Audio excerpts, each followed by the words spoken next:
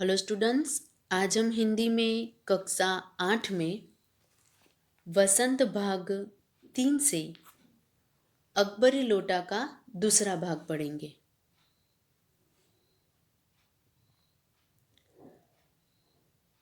बच्चों, इस पाठ के पहले भाग में हमने देखा था कि लाला झावलाल के हाथ से लोटा नीचे गिर जाता है और वह एक अंग्रेज को पैर में लग जाता है। तो आइए हम आगे देखते हैं कि उसके बाद क्या होता है। मेरी समझ में ही इज अ डेंजरस ल्यूनाटिक, यानी यह खतरनाक पागल है। नहीं, मेरी समझ में he is a dangerous criminal. नहीं, यह खतरनाक मुजरिम है। परमात्मा ने लाला जावलाल की आंखों को इस समय कहीं देखने के साथ खाने की भी शक्ति दे दी होती तो यह निश्चय है कि अब तक बिलवासी जी को वे अपनी आंखों से खा चुके होते। वे कुछ समझ नहीं पाते थे कि बिलवासी जी को इस समय क्या हो गया है। साहब ने बिलवासी जी से पूछा, तो क्या करना चाहिए?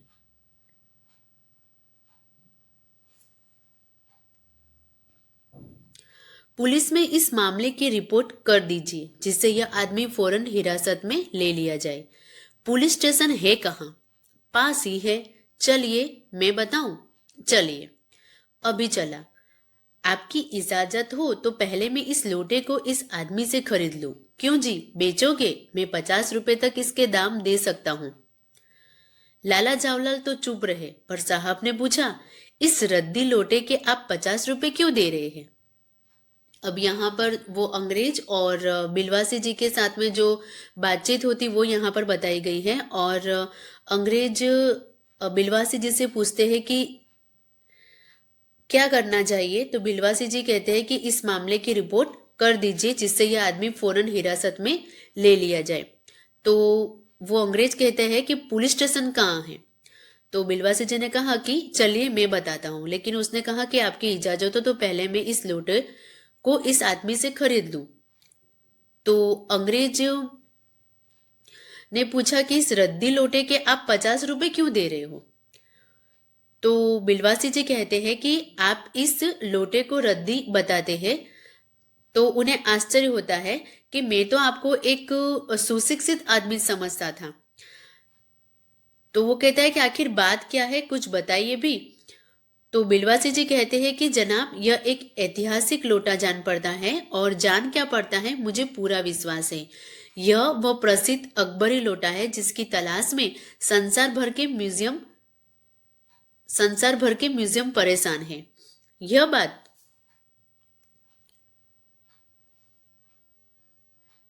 जी जनाब, 16वीं शताब्दी की बात है। बादशाह हुमायूं शेरशाह से हारकर भाग गया था और सिंध के रेगिस्तान में मारा मारा फिर रहा था।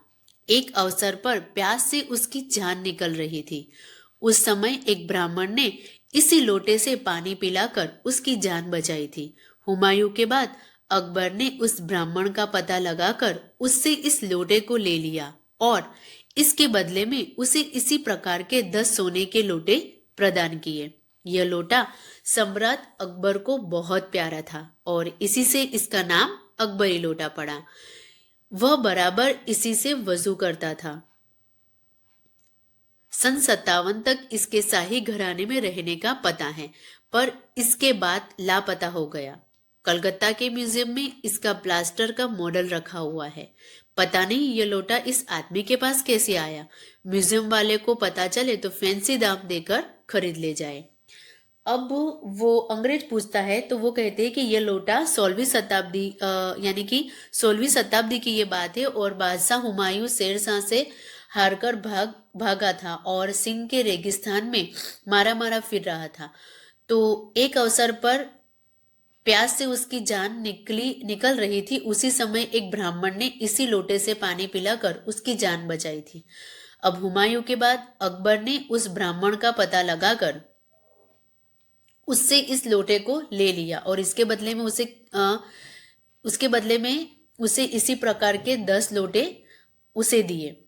अब यह लोटा सम्राट अकबर को बहुत प्यारा था और इसीलिए इसका नाम क्या पड़ गया, अकबरी लोटा पड़ गया। शाही घराने के रहने के बाद यह लोटा लापता हो गया और उसके बाद कलकत्ता के म्यूजियम में इसका प्लास्टर का मॉडल वहां पर रखा हुआ है। तो बिलवासी जी कहते हैं कि अगर म्यूजियम वाले को पता चल जाए तो वो उसके अच्छे खासे दाम देकर इसे खरीद ले जाए। इस विवरण को सुनते सुनते साहब की आंखों पर लोभ और आश्चर्य का ऐसा प्रभाव पड़ा कि वे कोड़ी के आकार से बढ़कर पकौड़ी के आकार की हो गई। उसने बिलवासी जी से पूछा, तो आप इस लोटे का क्या करिएगा? तो बिलवासी जी ने कहा कि मुझे पुरानी और ऐतिहासिक चीजों के संग्रह का शौक है। तो अंग्रेज भी कहता है कि मुझे भी पुरानी और ऐतिहासिक चीजों के संग्रह करने का शौक है। और वो कहता है कि जिस समय ये लोटा मेरे ऊपर गिरा था उसी समय मैं यही कर रहा था। उसी दुकान से पीतल की कुछ पुरानी मूर्तियां खरीद रहा था। जो कुछ हो लोटा मैं ही खरीदूंगा। वह आप कैसे खरीदेंगे? मैं खरीदूंगा, यह मेरा हक है। हक है? जरूर हक है। यह बताइए कि उस लोटे के पानी से आपने स्नान किया या मैंने? आपने। वह आपके पैरों पर गिरा या मेरे? तो बिलवासी जी कहते हैं कि आपके। अंगूठा उसने आपका भूरता किया या मेरा? आपका। इसलिए उसे खरीदने का हक मेरा है। यह सब बकवास है। दाम लगाइए, जो अधिक दे वह ले जाए। यही सही। आप इसका 50 रुपया लगा रहे थे। मैं 100 देता हूँ। मैं 150 देता हूँ। मैं 200 देता हूँ। अजी मैं 250 देता हूँ। यह कहकर बिलवासी जी ने 250 के नोट लाला जावलाल के आगे फेंक दिए। यानी कि अब दोनों के बीच में दाम लगता है कि जो इस लोटे का दाम अधिक देगा वो इस लोटे को ले जाएगा। साहब को भी ताव आ गया। उसने कहा, आप 250 देते हैं तो मैं 500 देता हूं। अब चलिए। बिलवासी जी अफसोस के साथ अपने रुपए उठाने लगे, मानो अपनी आशाओं की लाश उठा रहे हो। साहब की ओर देखकर उन्होंने कहा, लोटा आपका हुआ, ले जाइए। मेरे पास 250 से अधिक नहीं है। यानी कि जब उस अंग्रेज ने 500 रुपए में लोटा खरीदने के लिए कहा तो बिलवासी जी ने कहा कि बस इससे ज्यादा पैसे मेरे पास नहीं है, इसलिए लोटा अब आपका हुआ। यह सुनना था कि साहब के चेहरे पर प्रसन्नता की कूंजी गिर गई। उसने झपट कर लोटा लिया और बोला, अब मैं हंसता हुआ अपने देश लौटूंगा। मेजर डगलस की डिंग सुनते सुनते मेरे कान पक गए थे। तो उन्होंने पूछा कि मेजर डगलस कौन है? तो वो कहता है कि मेजर डगलस मेरे पड़ोसी है। पुरानी चीजों के संग्रह करने में मेरी उनकी होड़ रहती है। गत वर्ष वे हिंदुस्तान आए थे और यहाँ से जहांगीरी अंडा ले गए थे। जहांगीरी अंडा? हाँ, जहांगीरी अंडा। मेजर डगलस ने समझ रखा था कि हिंदुस्तान से वे ही अच्छी चीजें ले सकते हैं, पर जहांगीरी अंडा है क्या? आप जानते होंगे कि एक कबूतर ने नूरजहां से जहांगीर का प्रेम कराया था। जहांगीर के पूछने पर कि मेरा एक कबूतर तुमने कैसे उड़ जाने दिया, नूरजहां ने उसके दूसरे कबूतर को उड़ाकर बताया था कि ऐसे। तो उसके इस भोलेपन पर जहांगीर दिलोजान से निछावर हो गया। उसी क्षण से उसने अपने को नूरजहां के हाथ कर दिया। कबूतर का यह एहसान वह नहीं भूला। उसके एक अंडे को बड़े जतन से रख छोड़ा।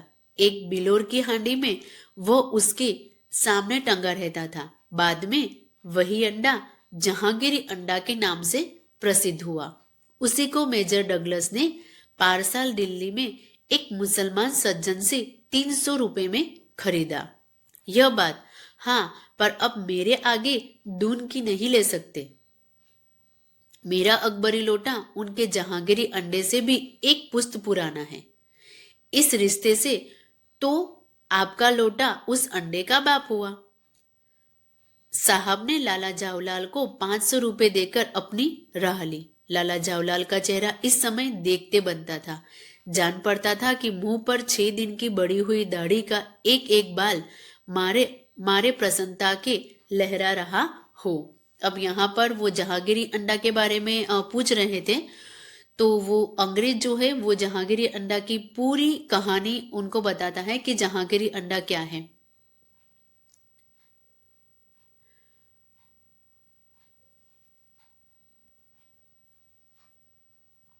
उन्होंने पूछा, बिलवासी जी, मेरे लिए 250 रुपया घर से लेकर आए, पर आपके पास तो थे नहीं। इस भेद को मेरे सिवा मेरा ईश्वर ही जानता है, आप उसी से पूछ लीजिए, मैं नहीं बताऊंगा। पर आप चले कहाँ? अभी मुझे आपसे काम है, 2 घंटे तक। 2 घंटे तक? हाँ, और क्या। अभी मैं आपकी पीठ ठोकर शाबाशी दूंगा, 1 घंटा इसमें लगेगा, फिर गले लगाकर धन्यवाद दूंगा, 1 घंटा इसमें भी लग जाएगा। अच्छा, पहले 500 रुपये गिनकर सहेज लीजिए। रुपया अगर अपना हो तो उसे सहेजना एक ऐसा सुखद मनमोहक कार्य है कि मनुष्य उस समय सहज में ही तन्मयता प्राप्त कर लेता है। लाला जावलाल ने अपना कार्य समाप्त करके ऊपर देखा, पर बिलवासी जी इस बीच अंतर्धान हो गए। यहाँ पर लाला जावलाल बिलवासी जी से पूछते हैं कि आपके पास तो 250 रुपये थे नहीं, तो मतलब आप वो कहाँ से लेकर आए? तो इसके जवाब में बिलवासी जी कहते हैं कि इस भेद को मेरे सिवा मेरा ईश्वर ही जानता है, तो आप उसी से पूछ लीजिए, मैं नहीं बताऊंगा।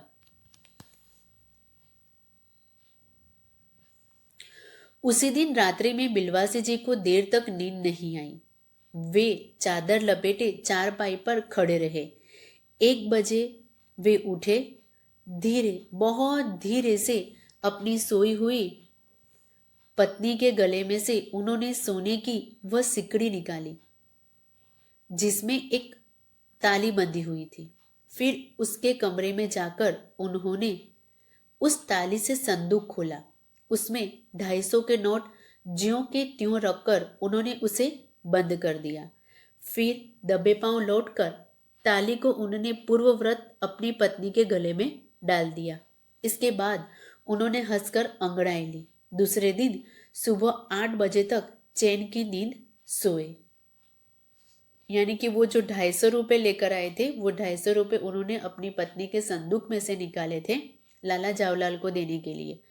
तो उसी 250 रुपये को वो उसी दिन रात को जो उनकी पत्नी की संदूक में 250 रुपये जैसे रखे हुए थे, वे वैसे ही वहां पर रख देते हैं और फिर वो चैन की नींद सो जाते हैं। तो बच्चों, ये था हमारा पाठ अकबरी लोटा, जो यहाँ पर खत्म होता है। Thank you.